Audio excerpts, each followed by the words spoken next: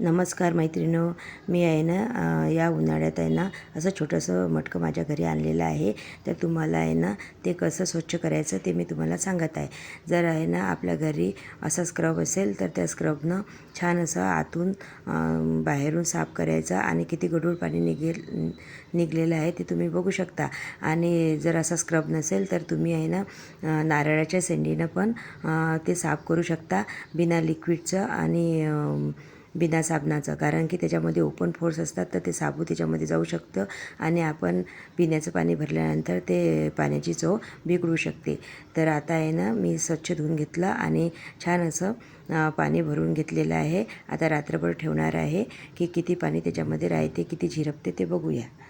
आता रात्रभर ठेवल्यानंतर आहे ना दुसऱ्या दिवशी पण आपण हे पाणी झाडांना टाकू शकतो, कारण की वेस्टेज जाऊ द्यायचं नाही. हे पाणी झाडांना आपण टाकू शकतो आणि डबल आपण हे असं स्वच्छ करून गढूळ पाणी काढू शकतो. तुम्ही बघू शकता असं साफ करून घ्यायचं आहे.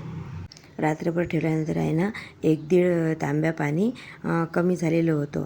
तर आहे ना असं झिरपल्यानंतरच आपला मटका एकदम छान असतो, कारण की तो झिरपला कीच थंड होत असते पाणी, म्हणजे याला कापड लावायचं गरज नाही आहे. आणि असं दुसऱ्या दिवशी पण आता मी असं भरून ठेवत आहे रात्रभरसाठी. तुम्ही बघू शकता 3-4 दिवस आहे ना असंच आपण करून घ्यायचं आहे.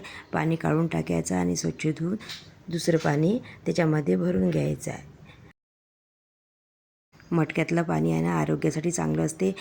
एकदम शरीराला थंडावा देते आणि खूप शांतता वाटते मटक्यातलं पाणी पिल्यानंतर. तसं आहे ना फ्रीजमधलं पाणी पिल्यानंतर वाटत नाही. 3-4 दिवस असं आपण धुतल्यानंतर आहे ना इथं गढूळ पाणी निघलेलं आहे आणि मी आहे ना आरोचं पाणी भरून ठेवलेलं आहे. तुम्ही याच्यामध्ये वाडा पण टाकू शकता. व्हिडिओ जर यूजफुल वाटला असेल तर सबस्क्राईब करा.